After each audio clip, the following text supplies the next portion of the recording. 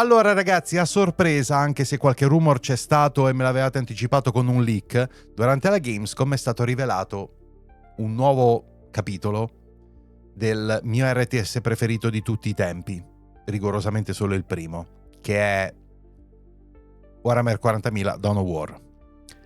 Alla Gamescom è stato rivelato Dawn of War 4. Il primo è il mio RTS preferito di tutti i tempi, e il 2 e il 3 sono stati grosso modo con vari gradi di delusione, ok? E per il 4 ovviamente io ho estremo interesse per vedere se risollevano la saga e se stanno tirando fuori qualcosa di buono. Da quello che leggo in giro pare di sì, che ci siano delle cose convincenti, però un'altra cosa che è accaduta negli ultimi giorni è che hanno consentito a molti creator di provarlo, il gioco. E ho preso uno di questi video di preview, ok? In cui il creator parla di qual è stata la sua esperienza dopo aver giocato per un po' a Dawn of War 4. Ho preso Zerkovic, che è uno piuttosto famosetto e bravo, oltretutto, e che lo seguo spesso per tante cose, perciò, ragazzi, siete pronti? Come sempre, via l'audio, ora stiamo per ascoltare il parere di Zerkovic su Dawn of War 4. Dopo averlo provato. Vediamo un po'. That's right, boys. It's finally happening. Dawn of War 4. Io vi giuro che non pensavo sarebbe weird, successo. Because they made Dawn of War 1, Dawn of War 2, and then just skip straight to Dawn of War 4. That's really strange. Why wouldn't they make Dawn of War 3? Who knows? But Dawn of War 4 is here, and let me tell you, as somebody who's been fortunate enough to get their hands on it, at least for just one demo mission, it's fucking great.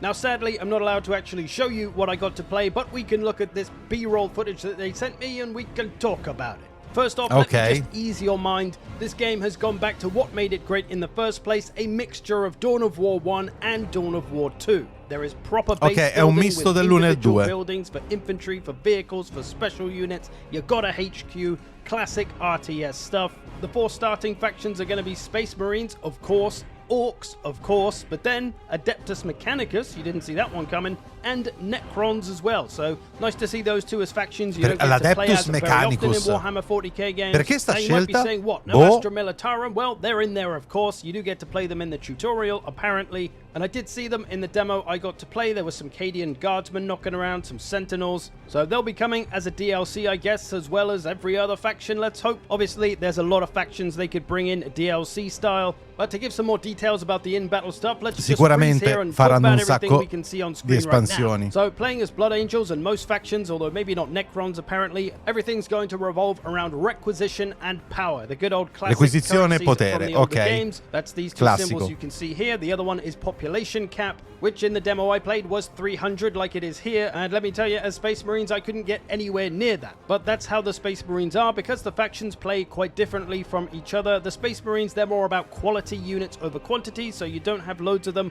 but they're very powerful, as opposed to, say, the Orcs, who are the opposite. Lots of units, lots of buildings all over the place. But coming back to this scene, we can see there's a very Total War style unit selection menu at the bottom of the screen now. So that's infatti la selezione è stile Total War. Reserve section. This is where you could build units to have in reserve, and they would just sit up in drop pods, and you could call them down where La and riserva whenever con i you drop needed pods, them. figo. You can choose most of the units that you're able to make from your buildings, so whether that's intercessors or terminators or a dreadnought, you can call those down as drop pod reserve units. They're just a little bit more expensive than if you built them on the ground. And let me tell you, there's no cooler moment than when you drop pod down a bunch of Terminators and they just start absolutely ruining the enemy's lives. I'm pretty sure you can hear the Emperor giggling la a little guardia bit quindi when non you è do. fra le fazioni iniziali. Merda. Volevo troppo giocare con la guardia. Points, your power points, your units. The map I got to play in the demo was really nice, actually. It wasn't just a typical symmetrical kind of RTS map. It was kind of a circle with some intersecting bits here and there, but there was a couple of points on the map that you could really turn into a choke point and make tactical use of, so that was really nice. Coming down into the bottom right corner of the UI, let's talk about the little bar at the top first of all. You can see there's 3 abilities and then the circle on the right. That circle is about a quarter full at the moment, and it fills up as you fight enemies and kill them off, and when it does fill up, you'll get a point, building them up, and then you can spend them on the abilities. The abilities abilities cost 2 points for the first one, 5 points for the second one, and 11 points for the third one. The first ability is an XP boost, which you can drop on any unit to instantly level them up. That'll give them more HP, make them tougher, and give them any abilities that they get through their levels. Ok, le abilità speciali dei comandanti. Covers about maybe 4 or 5 units worth of space, so it's pretty big, does a lot of damage, but not quite as much damage as the final ability, which is an orbital bombardment. So in kind of a circular area, a laser gets blasted down constantly over like 10 seconds and just does a shice a ton of damage with every strike. So really good for dropping on bases and destroying a bunch of buildings or just large groups of enemies. So yeah, you had those to use fairly often throughout the mission I played. And below that we have the unit panel with currently the commander selected. Cyrus, you might recognize from the previous games. He's one of the heroes of the Blood Angels. First off, let me tell you that he's not too crazily powerful. A parte che non sono i Blood Angels, sono i Blood Raidens. That shall not be named, where heroes were kind of MOBA-ized and made just too powerful in comparison to the units. Cyrus is of course quite stealthy, as he is in the demo I played. He started with a sniper non ci sono tutte le fazioni, si inizia con 4. You could change his weapon. Poi arriveranno espansioni, secondo me. If you wanted to. I'm not sure if you're going to be able to change to other weapons, whether it'll work like other Dawn of Wars, where you get to choose your hero's war gear before you go into a mission. Don't know anything about campaign really, but yeah, you got the ability, you got the weapon. You can see the 2 pluses there, where he can get more abilities when he levels up that can do various different things, whether passive or active abilities. And then above those ability bits, you got the obvious stuff. You got the retreat button there with the little arrow, you've got the reinforce button, you've got the attack move order, you've got the halt order, all the usual stuff. This little bar on the right is the behavior of the unit. Do you want them to aggressively to pursue enemies if they see them, or to stay put and just shoot at them, or to hold their ground? And then this little link at the bottom allows you to attach a unit to the hero, as you could in previous games, which is a really nice feature. So you can have the hero run around by themselves if you want, or you can put them inside another unit to support them and kind of act as bodyguards. Ok, quello che facevo sempre anch'io. That's largely how all the units work. They will level up. Even your intercessors, assault intercessors, they'll level up, and you can choose different abilities. Do you want them to be more anti-infantry? Do you want them to be more anti-armor, etc.? So you can upgrade your units to suit whatever role you want them to play, which is very nice. So yeah, it feels like a return to glory from the one battle that I've played about probably 20 times. It takes about half an hour, so not a short mission by any means. It took me about an hour the first time. But yeah, it felt really good. The units are all really responsive. They all have their roles. You can do different strategies, different tactics, however you want to play. Sembra really abbastanza nice convincente. Feature they've done for this game as well is actual synced animations when units and models fight each other. They will actually interact with each other, not just swing at the air and kind of go through each other like Total War. So that's a really nice che system. bello Apparently che è. any model can fight any I model, bipedi and it will hanno look pretty le natural animazioni and authentic. sincronizzate. So that's a really nice system. Everything looks great visually. Personally, as a man of the greenest skin, I'm looking forward to seeing how the orcs work. Apparently their buildings are really cheap, so you can build lots of them all over the place, build tons of units and just overrun everyone, as is the usual greenskins plan. You've also got the cavalry type units and the beast snagger boys and such. For the Adeptus Mechanicus, apparently it's going to be all about network and connectivity. Their buildings providing some bonuses based on proximity, and your units get buffs being near them or something like that.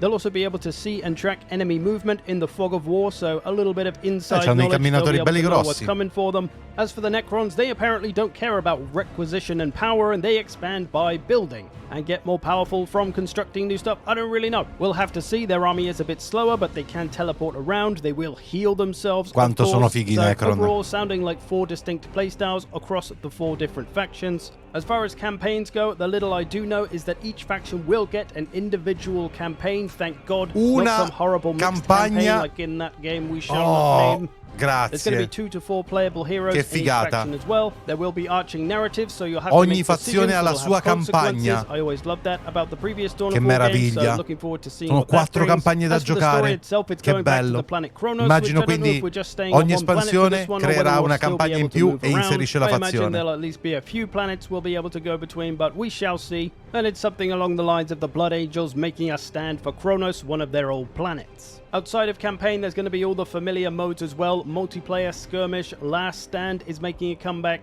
Hopefully some co-op as well, maybe in the campaign. So yeah, Dawn of War 4 overall looking very good. Mostly going back to Dawn of War 1 style, but some Dawn of War 2 elements in there as well. It feels like the game has finally reached the modern age as well. I was able to use WASD to move the camera around. Oh, grazie a Cristo. Edge scrolling. Personally, not a fan of that. Hopefully we'll be able to rebind all the keys and make our own custom layouts. Something the goddamn Dawn of War 1 remaster should have done recently. Serio?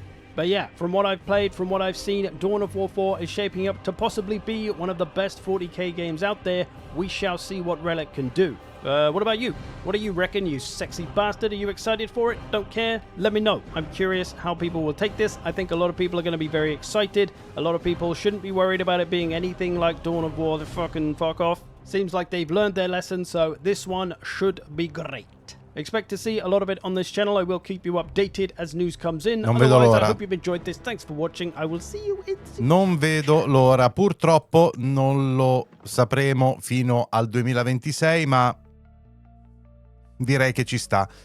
Oh, allora ragazzi, sapete, per uno che dava sostanzialmente la serie di Dawn of War per morta, dopo che c'è stata così tanta esitazione nel fare il 3, alla fine il 3 è arrivato, non è andato bene, non è piaciuto più di tanto e è fallito anche quello, io davo la serie per morta, francamente.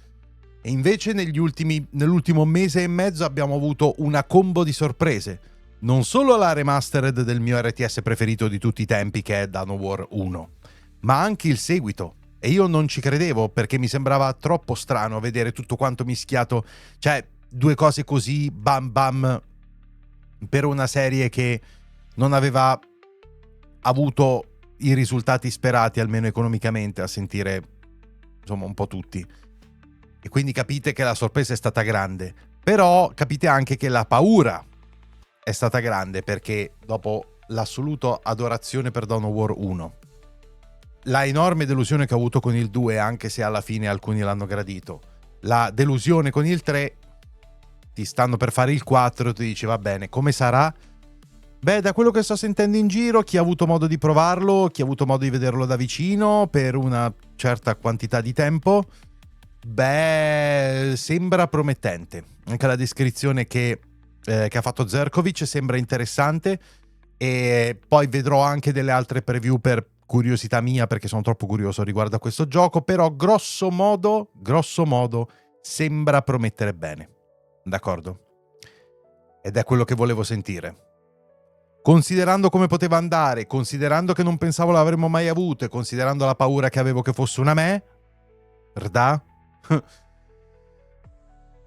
devo dire che mi accontento per adesso. Certo, il gioco è ancora lontano, sono state solo alcune preview, però se non altro l'abbiamo potuto vedere in azione, non soltanto con le cose date in pasto ai giocatori da parte dell'azienda. Qualcuno l'ha giocato, qualcuno l'ha provato.